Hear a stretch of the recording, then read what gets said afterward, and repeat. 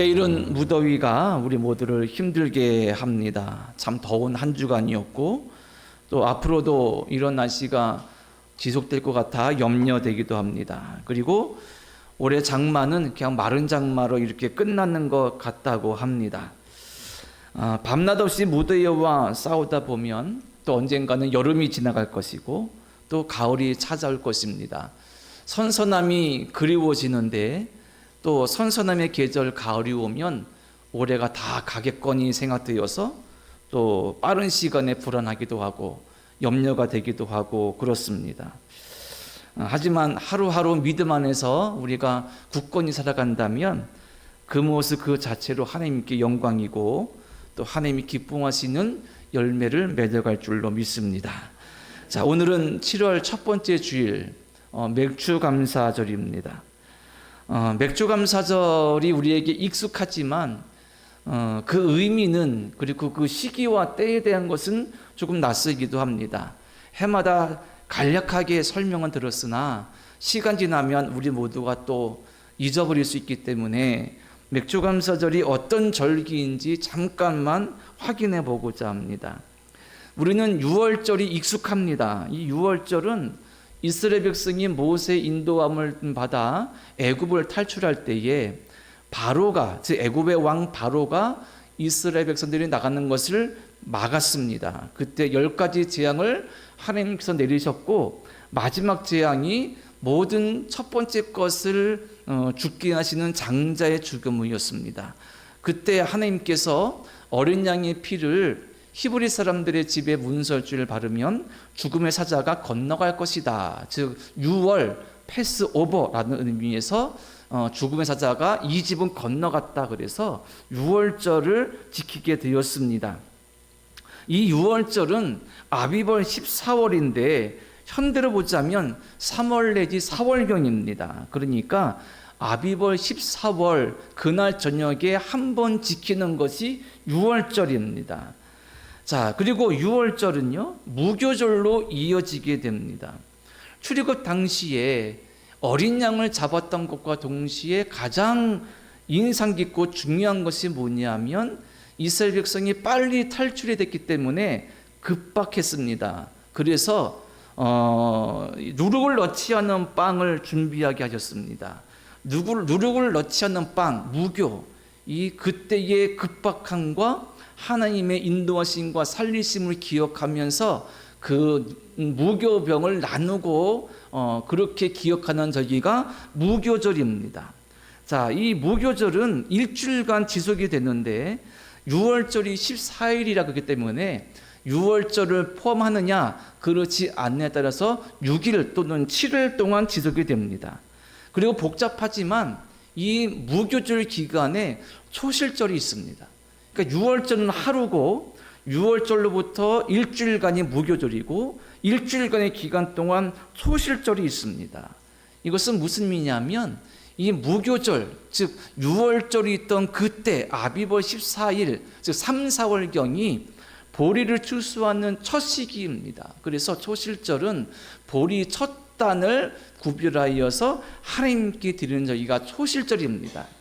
그리고 이 초실절에서 계산해서 7주가 지난 다음 날 7 곱하기 7이 49니까 그 다음 날을 오순절, 77절, 맥주절로 불립니다. 그러니까 초실절에서 50일 후 오순절 이때쯤은 밀을 처음 수확하는 때입니다. 그래서 맥주절, 77절은 밀의 첫 단을 드리고 추수한 보리들을 드리는 그런 감사절기인 것입니다. 가을의 추수감사절은 구약성경의 수상절, 초막절 또는 장막절로 불리는 것을 기인했는데 이 추수의 의미로 본다면 가을의 추수감사절은 온갖 곡식과 과일들을 저장하면서 하나님께 감사드렸던 절기입니다. 오늘날 우리가 농경사회가 아니기 때문에 보리나 밀을 추수하여서 하나님께 드리는 절기를 지키지 못하지만 우리는 한 해의 절반을 인도하신 하나님의 은혜를 잊지 않고 기억하는 마음으로 맥주감사절을 이어가며 지키고 있습니다. 자, 이렇게 기억하시면 될 것 같고요. 자, 그러면 우리가 맥주감사절에 또 감사의 의미를 나누기 위해서 오늘 말씀을 함께 보고자 하는데, 예수님께서 길을 가실 때에 맹인 한 사람을 만납니다. 그리고 제자들은 이때다 싶어서 평소에 궁금한 내용을 예수님께 질문합니다. 그리고 이 질문은 참 잔인합니다. 왜냐하면 내용을 보겠지만 이 질문은 당시 사람들이 얼마나 비신앙적이고 비인간적이었는지를 생각할 만큼 참 잔인한 질문입니다. 2절 말씀 보면 9장 2절의 말씀, 우리가 9장 전체가 41절까지 있는데 9장 1절과 2절에 보면 2절에 이런 말씀이 있습니다. 제자들이 물어 이르되 랍비여, 이 사람이 맹인으로 난 것이 누구의 죄로 인함이니까? 자기니까 그의 부모니까? 이렇게 묻습니다. 맹인을 보았습니다. 그리고 제자들이 묻기를, 예수님, 저 사람이 맹인인데 저 사람이 맹인된 것이 본인 죄 때문입니까? 부모의 죄 때문입니까? 이렇게 묻는 겁니다. 당시 사람들은 하나님을 믿으면서도 한 사람의 불행이나 고통을 본인이나 그 가족의 죄로 치부하고 있는 것입니다. 그리고 누구의 죄 때문이냐고 물으면서 그 고통을 당하는 사람들을 정죄하고 있습니다. 사회적으로 돕고 돌보기는커녕 오히려 자신들과는 무관하다고 말하면서 책임 회피를 하고 있고, 거기다가 죄를 정죄하는 이기적인 쾌감까지 즐기고 있었던 것입니다. 예수께서 이 잔인한 질문을 완전히 바꾸어 놓으십니다. 9장 3절에 보면 이렇게 말씀하십니다. 예수께서 대답하시되 이 사람이나 그 부모의 죄로 인한 것이 아니라 그에게서 하나님이 하시는 일을 나타내고자 하심이라. 아멘. 이 말씀은 참 놀라운 말씀입니다. 왜냐하면 맹인을 통해서 하나님의 살아계심과 그리고 하나님의 그 놀라우신 사랑과 넓게는 구원의 섭리가 드러낼 것이다, 이렇게 말씀하시고 있는 것이기 때문입니다. 그리고 이 말씀하신 후에 예수님께서는 진흙에 본인의 침을 이기셔서 그 맹인의 눈에 바르시고 실로암에 가서 씻으라 명하십니다. 그리고 이 맹인이 그 말씀에 순종하여서 실로암 못에 가서 씻을 때에 눈이 밝아 보게 되었습니다. 자, 여기까지가 우리가 익숙하게 알고 있는 이 실로암에서 씻은 맹인을 치유하는 예수님의 기적의 말씀인데, 하지만 이후에도 이 맹인으로 말미암은 갈등과 혼란이 이어집니다. 9장 전체가 그것을 말씀하고 있습니다. 자, 이 맹인이 앞을 보게 되었잖아요. 그러니까 바리새인들이 그것을 보고 놀라기보다 먼저 예수님을 비난합니다. 왜냐하면 예수께서 이 맹인을 치유하신 날이 안식일이었기 때문인 것입니다. 그러니까 안식일에 일을 할 수 없는데 안식일을 범했다라고 합니다. 그리고 앞을 보게 된 이 맹인에게는 집요하게 추궁합니다. 네가 정말 맹인이었느냐? 진짜 맹인이었느냐? 앞을 보게 된 것이 맞느냐? 만약에 내가 맹인이었다가 앞을 보게 됐다면 너를 치유해 준 그 사람을 너는 어떻게 생각하느냐 묻습니다. 그런데 이 사람의 대답이 별로 마음에 안 들으니까 그 부모에게 찾아가서 이 사람이 당신의 아들이 맞는지, 정말 태어나면서부터 맹인이었는지 다 꼬치꼬치 사실을 확인하고 있는 겁니다. 그리고 앞을 보게 된 이 사람에게 계속 물으니까 이 사람이 말하기를, 나는 그분이 하나님께로부터 오지 않았으면 이러한 일을 할 수 없다고 저는 생각합니다 라고 말합니다. 그러니까 이 사람을 쫓아내버린 거예요. 바리새인들이 쫓아내버렸습니다. 평생 동안 앞을 보지 못했는데 앞을 보게 되었습니다. 놀라운 기적이죠. 놀라면서 축하하기보다 쫓아내버립니다. 오늘 말씀은 이렇게 쫓겨난 맹인이었던 사람과 예수님의 대화의 내용입니다. 예수님이 이 대화에서 맹인에게 대한 믿음의 확신을 주고, 나아가서 바리새인들은 여전히 예수님을 비웃고 조롱하면서 예수의 말씀을 이해하지 못하는 몰희를 보여주고 있습니다. 저는 오늘 이 말씀에서 우리가 잊기 쉬웠던 감사의 이유, 맥주감사절을 맞으면서 우리가 감사할 이유, 감사의 내용, 감사할 제목이 무엇인지 다시 한번 확인하면서 진정한 감사로 또 하나님께 영광 돌리기를 원합니다. 먼저는 인자에 대한 것인데, 그 내용은 오늘 본문 앞부분에 있습니다. 자, 37절부터 39절까지 있는데, 38절까지 있는데, 37절까지 읽으면 이렇습니다. 자, 35절부터 봅니다. 예수께서 그들이 그 사람을 쫓아냈다는 말을 들으셨더니 그를 만나서 이르시되 내가 인자를 믿느냐? 대답하여 이르되 주여 그가 누구시오니이까? 내가 믿고자 하나이다. 예수께서 이르시되 내가 그를 보았거니와 지금 너와 말하는 자가 그이니라. 38절 보면 이르되 주여 내가 믿나이다 하고 절하느니라. 아멘. 자, 예수께서 이 맹인이었던 자에게 묻습니다. 네가 인자를 믿느냐? 인자라는 말은 한자로 보니까 사람의 아들입니다. 평범하게 사람의 아들인 거예요. 자, 그러면 이 인자라는 의미는 어떤 의미를 담고 있느냐? 그리고 예수님께서는 오늘 말씀 보니까 인자와 자신을 동일시하셨거든요. 이것은 어떤 의미일까라는 것입니다. 구약의 의미에서 볼 때 인자라는 말은 먼저 인간성을 강조할 때 표현되기도 하고, 두 번째는 하나님의 선지자, 예언자, 그러니까 하나님의 말씀을 전했던 엘리야, 예레미야 이런 사람들을 가리켜서 때로 스스로 인자라고도 합니다. 세 번째가 중요한데요. 이 세 번째는 다니엘서에 근거합니다. 다니엘서 7장 13절과 14절에 보면 이런 말씀이 있습니다. 내가 또 밤 환상 중에 보니 인자 같은 이가 하늘 구름을 타고 와서 옛적부터 항상 계신 이에게 나아가 그 앞으로 인도되매 그에게 권세와 영광과 나라를 주고 모든 백성과 나라들과 다른 언어를 말하는 모든 자들이 그를 섬기게 하였으니 그의 권세는 소멸되지 않는 영원한 권세요 그의 나라는 멸망하지 아니할 것이니라. 아멘. 다니엘서에 인자라는 말이 나옵니다.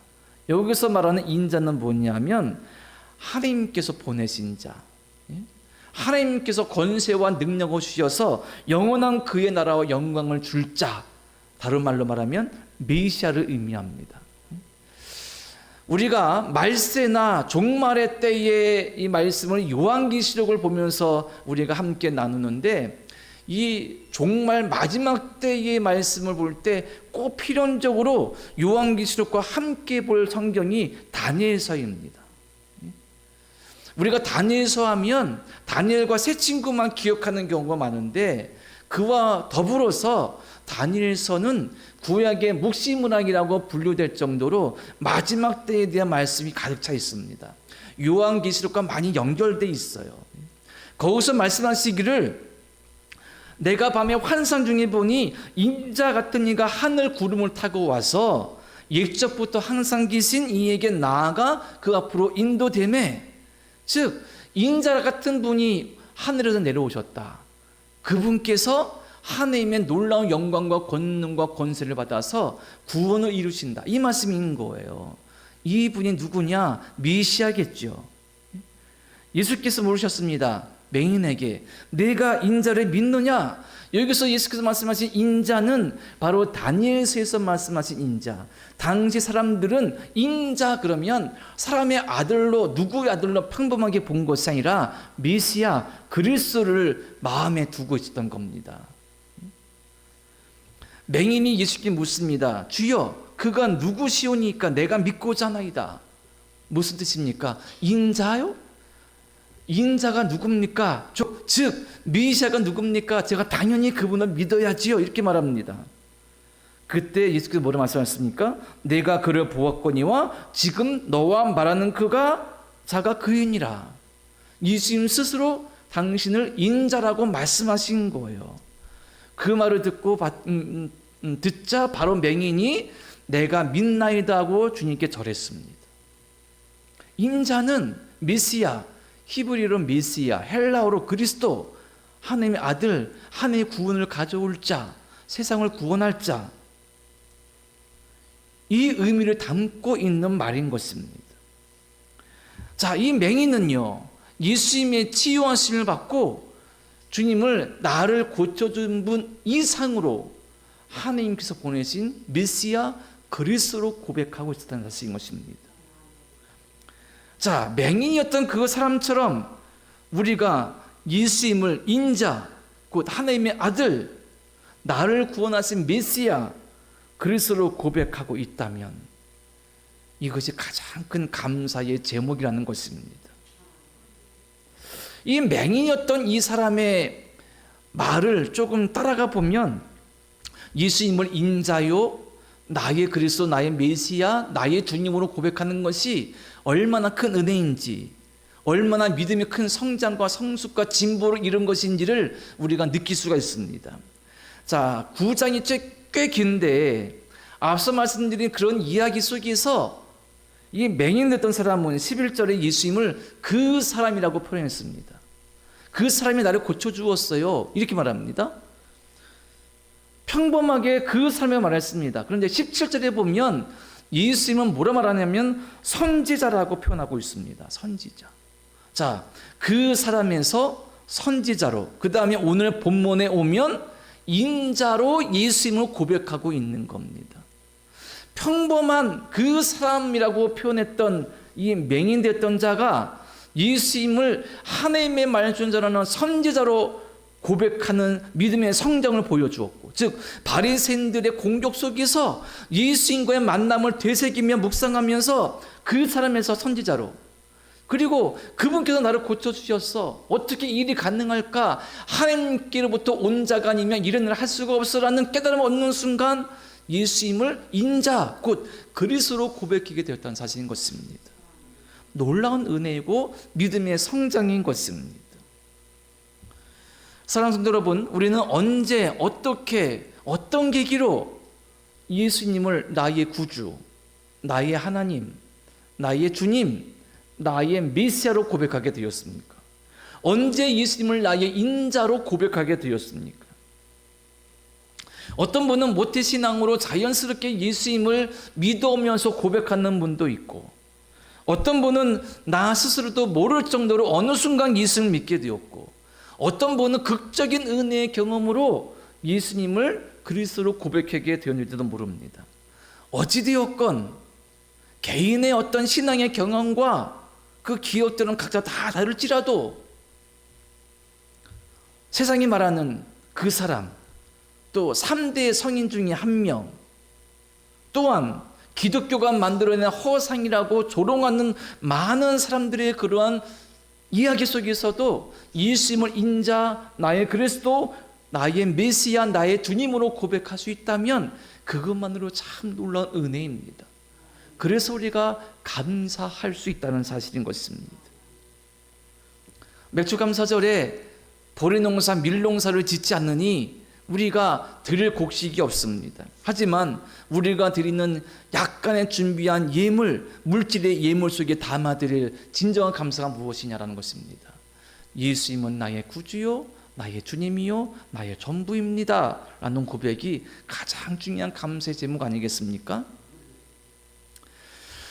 중세기에 독일에서 있었던 일이라고 합니다. 바바리아 제국의 울프 공작이라는 분이 자신의 성에 갇히게 되었습니다. 스와비아 제국의 콘라드 왕이라는 이 자가 군사를 이끌고 와서 성을 포위했기 때문인 것입니다. 성 안에 이 울프 공작의 가족과 신하들의 가족들이 갇혀 있습니다. 그리고 끝내는 항복할 수밖에 없게 되었습니다.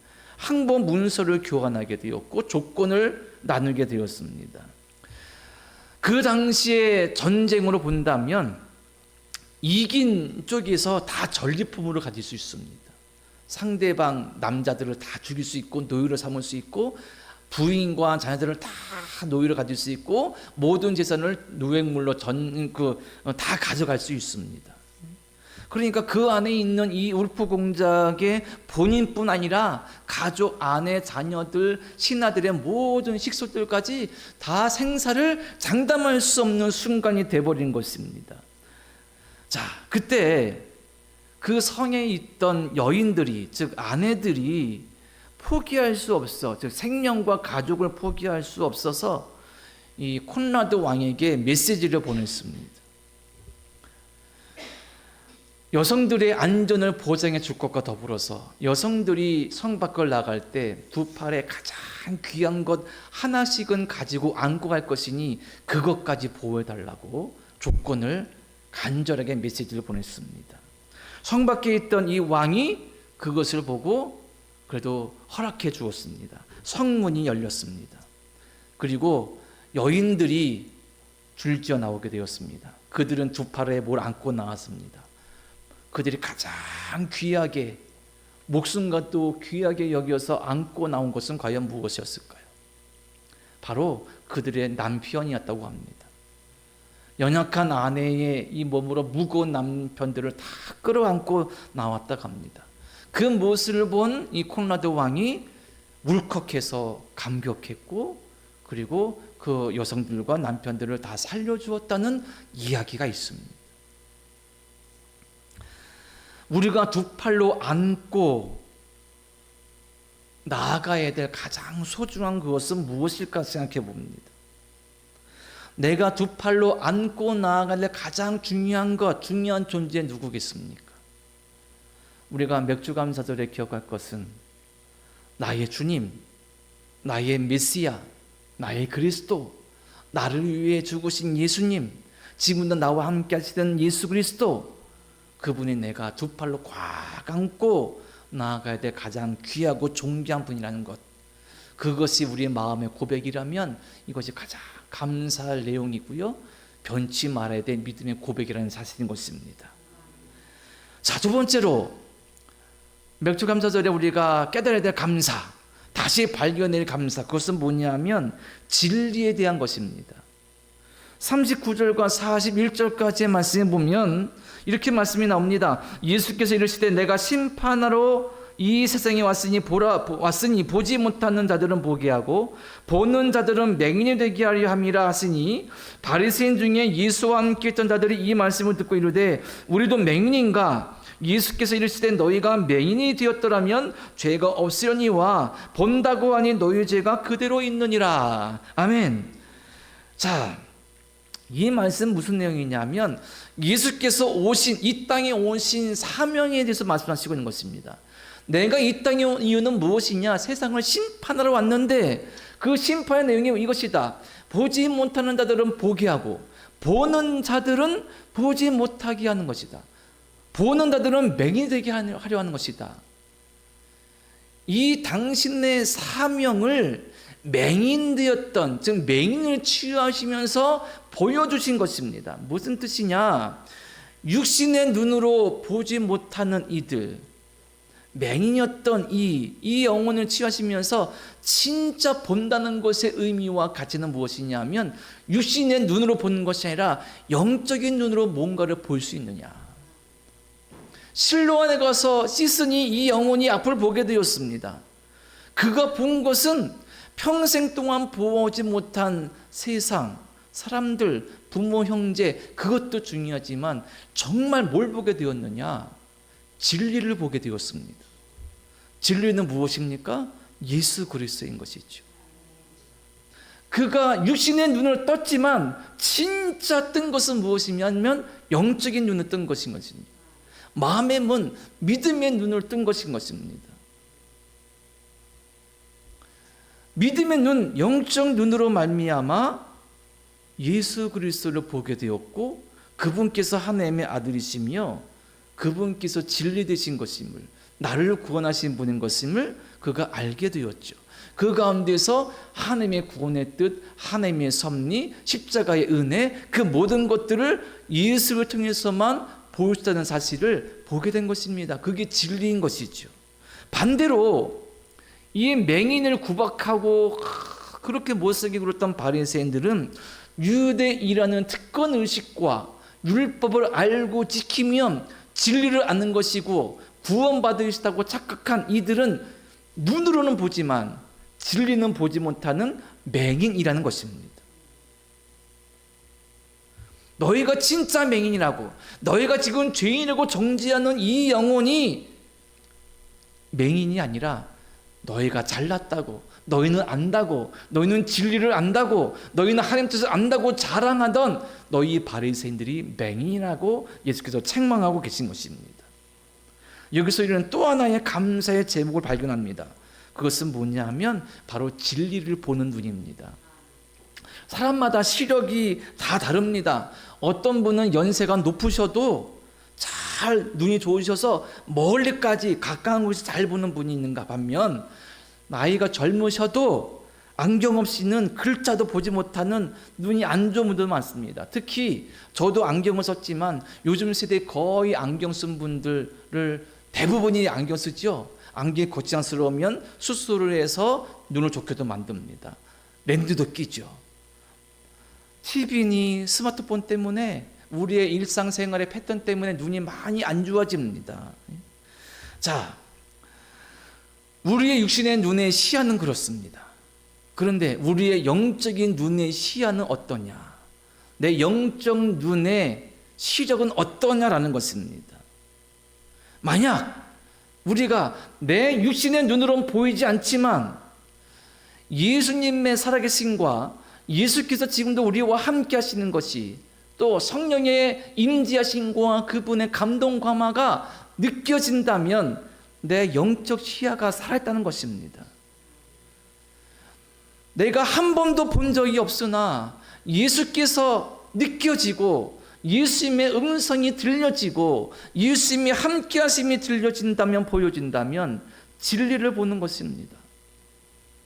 그리고 그것을 통하여서 주님께 감사할 수 있는 것이죠. 주님, 제가 주님을 느끼게 하시니 보게 하시니 감사합니다.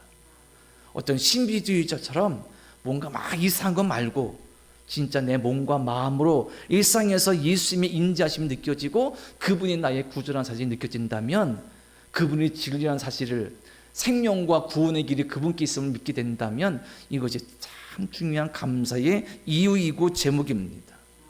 나의 필요를 채우시는 분이 예수님입니다. 이 고백을 하게 된다면 이보다 더 큰 감사가 어디 있겠습니까?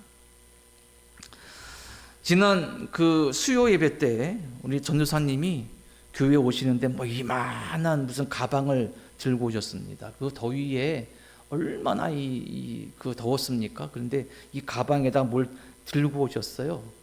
그래가지고 내용물은 잘 모르지만 말씀을 들어보니 어디선가 뭔가 이 식재료, 교회에서 성도들과 함께 먹을 수 있는 식재료를 가지고 왔다는 거예요.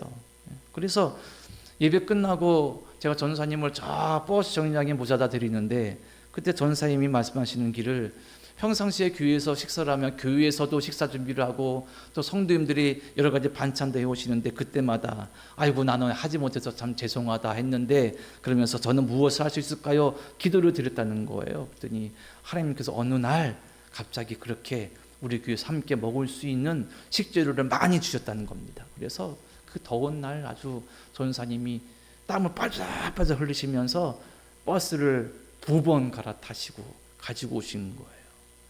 그러시면 사실 말씀은 뭡니까? 하나님께서 기도에 응답해 주셔서 이런 거 주셨다. 어떻게 보면 참 소소한 것 아니겠습니까? 어떻게 보면 참 평범하잖아요.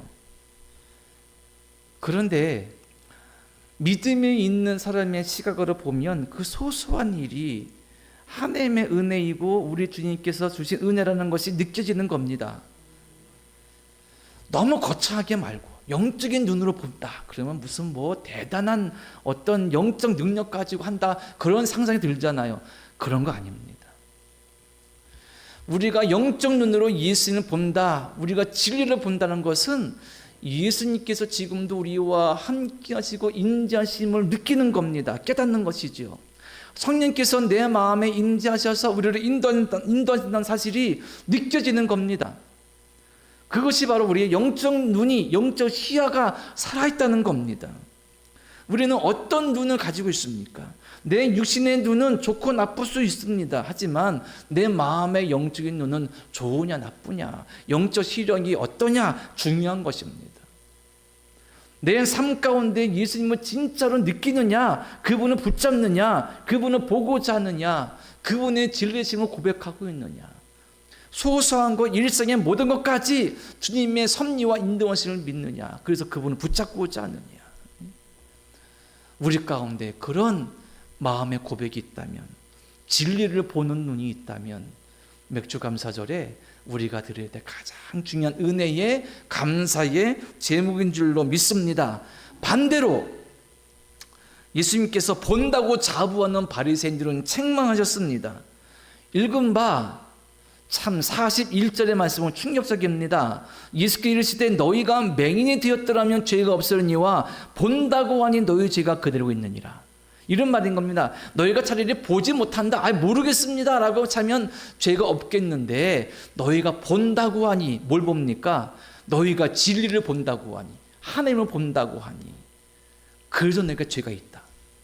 그들은 진리를 본다고, 하나님 본다고, 하나님 뜻을 한다고 그 증거로 뭘 말했습니까? 율법을 철저하게 지키고, 그리고 무슨 정결례를 따르고, 그거 지킨다고 하나님 본다는 것이 아닌데, 진리를 아닌데 그거 본다고 자랑하고 다른 사람 정죄하고 있으니 너희가 오히려 맹인이다, 이 말씀입니다.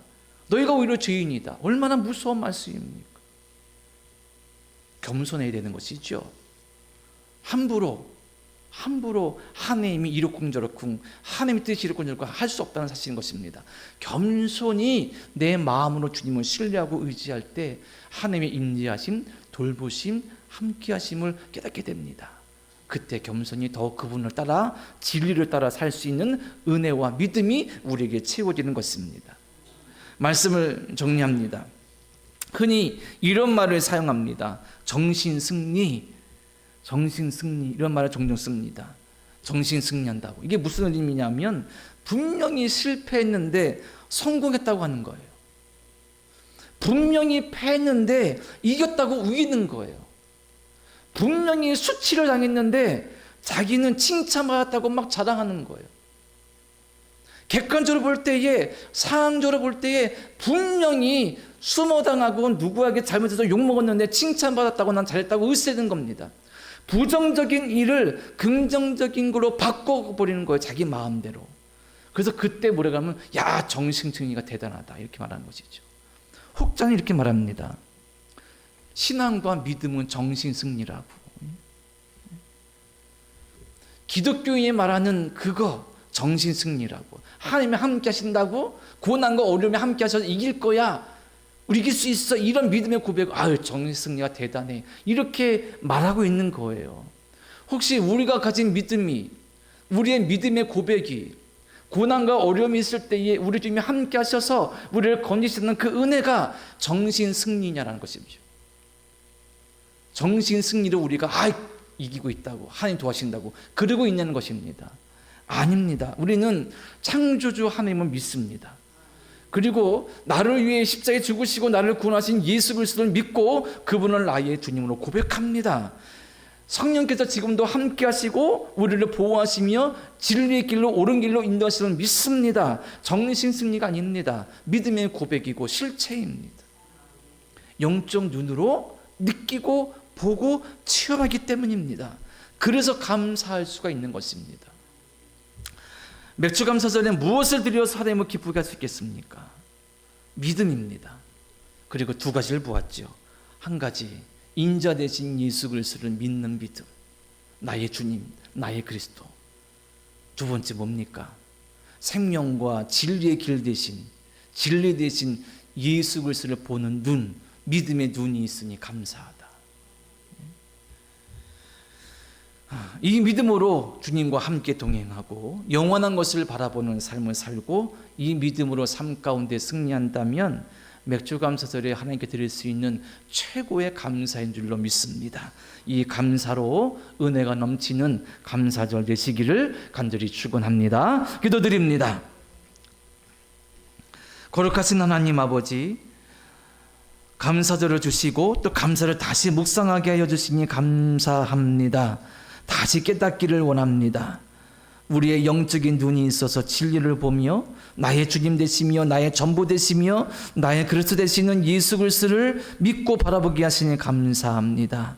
이 믿음으로 살 수 있는 힘을 주시고 은혜 주셨으니 감사합니다. 우리의 삶 가운데 이런저런 형편과 어려움들이 있지만 그럼에도 무너지지 아니하고 주님 의지하게 하시니 감사합니다. 이러한 믿음으로 주께 나아가오니 영광받아 주시옵소서. 우리도 맹인처럼 진리를 보며 예수 그리스도를 바라보며 주님과 동행할 수 있는 귀한 은총을 내려주셔서 우리의 삶이 우리의 일생이 복되게 하시고 주님과 함께하며 영광 돌리게 하여 주시옵소서. 예수님의 이름으로 기도드립니다. 아멘.